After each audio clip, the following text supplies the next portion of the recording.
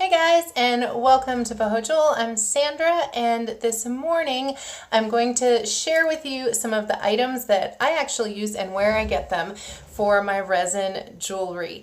Debbie, my subscriber, actually asked if I would do a quick video sharing some of that, and I'm more than happy to. I know that when you're first starting out with any kind of a craft project, it can be a little overwhelming to know what products to use, where you're going to find them, what's going to work, what's not going to work. And when you're putting, financial investment and time investment in something, you want to make sure that what you're using is going to do what you want it to do. So I'm always more than happy to share my knowledge with you. So what we're talking about here are making like resin jewelry. So I use bezels and little findings and, papers. And then I also use resin casting molds to make some of, these kind of little things and earrings. So that's kind of what we're talking about today, where I get this stuff and what I really like. So I have used some different things, and I won't put anybody down, but I will share with you what I love. So talking about the molds, I use these plastic resin casting molds. You can also use them for clay if you're working with clay. This one is like for a bracelet. You can also get smaller molds. I like the plastic ones, especially for beginners. You don't need to worry about using a release spray or doing anything to coat the mold first. You just put your pieces in, pour your resin, and once it's cured, you just pop it out. Super easy. Now, if you're using these a lot, then you have to beware that they're going to start creasing a little bit the more you're using them, just from that action of popping them out. So you may get little scratches.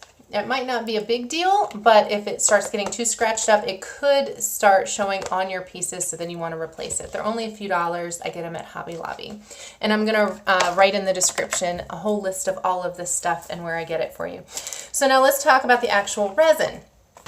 So a customer actually turned me on to this. I had been using something else, frustratingly, and he told me about this, and it's Alumalite Amazing Clear Coat Resin. It comes in two parts. It's an epoxy resin, and so, you have your part A and your part B, your resin and your hardener, and you mix it in equal amounts. So if you want an ounce total, half ounce, you mix it for a minute, and then you let it sit for a minute, and then you pour it. It comes with little cups to help measure, and then you can also use, it comes with little plastic cups sometimes, or plastic stir sticks or popsicle sticks. You can also buy additional cups to measure when you run out of those cups. So I get those at Hobby Lobby as well. I love this resin because it really does dry super clear. It has a nice shine. I have no issues with bubbling, getting fuzzy little bubbles in there. And the other resin that I had been using tended to yellow kind of quickly, which is a bummer. So one way to prevent the yellowing on resin, since we're talking about that, is to put a Clearcoat glaze on top of your pieces when you're finished. So once you have your piece popped out, it's completely cured, I like to add a Clearcoat glaze on top of it. And I do that for my polymer clay pieces as well. This is the glaze of my choice at this point. I love this stuff. And I used it, I just tried it because I was desperate and I needed something in a hurry to finish a project for a customer. And so I thought, well, I'll give it a try and hope it works. And I'm so glad. It was serendipitous. So it's Deco Art Americana Triple Thick Brilliant Brush On Gloss Glaze. Say that 5 times fast. So it's really easy to use. I just use an acrylic brush, just an acrylic paintbrush. This is my brush that's designated for my glaze. And I just dip it in there, and I just, a couple of quick brush strokes on top of the piece. It goes on thick. Don't overwork it. Just set it aside. It's 24 hours to cure completely, to dry completely, but it actually does start to dry a little quicker than that. You just don't want to handle it for 24 hours. I love this stuff. The brush washes up with just a little soap and water. Super easy.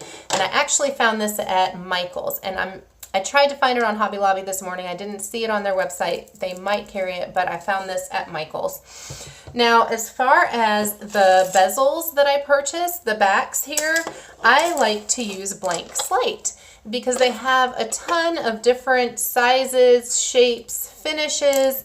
I use the smaller ones for earrings. They have even smaller ones than this, and they also have a lot of the little inclusions that I use. So you can find little animals, you can find the gears, the little steampunk style inclusions. You can also find just little bitty hearts, all kinds of fun things. I get this at Hobby Lobby. If they don't have a huge variety in the store, you can find it online. Sometimes online they have a little more variety and you can really go crazy. Now, as far as the ear wires, and the bails that I use to glue on the back of my pendants, I like to use the Jewelry Shoppe at Hobby Lobby also. And the Jewelry Shoppe, I buy a lot of the silver finished things and they're nickel free, which I really love because a lot of times when people have issues wearing jewelry, it's because of a nickel allergy. So I'm starting to switch as much over, like I'm trying to switch everything over to nickel free. As far as the chain for things, I have found at Michael's Bead Landing is nickel free, and there's a little silver curb chain that I like because I buy the big spools of it because I'm doing so much all the time. I like to buy the big spools and I cut my chain myself to measure, and so I get that at Michael's. But Jewelry Shoppe also has chains that are nickel free if you're just looking for maybe one or two that are already put together for you as well. So as far as papers, so Debbie was mentioning that she prints out her papers, or she downloads images and she prints them up and then she puts Mod Podge on them to seal them, which is great. And I'm going to tell you why. Because if you're printing something at home, a lot of times our printers at home, the ink will want to bleed and run. So if you put it right into the resin, you could have bleeding, it could be fading. So if you're doing that, make sure the ink on your paper is completely dry and then use a Mod Podge or some other kind of acrylic sealant, or a glaze. I'm telling you, this is like my go-to product now. Taking endorsements. So use something to seal it up, let it dry completely before you put it into your resin, just to make sure your image stays what it is. I like to use scrapbook papers. You can find these little pads of paper, Hobby Lobby, Michael's, Walmart, and I've never had any issues with the colors running, but I love it because you get like a nice variety and you can go in and you can find like, one little pad, and sometimes they have them on sale. You can get all these different images and background colors, and keep in mind you're using, see, I have a couple little strips here where you're just using little sections of this for the most part. So look at it that way rather than the entire image when you're doing that. You can also buy single sheets, 12 by 12 single sheets at Hobby Lobby and Michael's as well, just for a few cents if you're looking for something specific.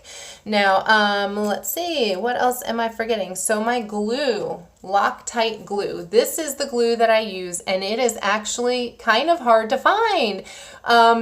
I find it at Hobby Lobby. They have a huge glue section, so I know that I'm always going to find it there. Sometimes I find it at other places, but I know that they have it there, so I always have my huge Hobby Lobby list when I go do my inventory shopping for supplies. But it's Loctite super glue. It's liquid, and I apologize because this one is almost empty and it's very used, so the top of it is crazy. But it has a little nozzle, so it's really easy to drip in. It's what I've used in my other videos to share. It's very liquidy, it dries super clear, and once you're sticking something together with it, it is not going anywhere. I use that for anything that I need to put glue on jewelry. I use it for other projects. It really, really does work. And when you're making something, whether it's for yourself or to sell, you definitely don't want it falling apart. So that's my go-to. I've tried other jewelry glues, I've tried other super glues, and just gotten very frustrated. So that is my go-to, and I think it's like maybe $4, so it's not super expensive, and a little tiny bit goes a really long way. So that's basically it, you guys. So that's what I use, and I will put the list in the description below. I hope that was helpful, Debbie, and I hope to anyone else who is curious.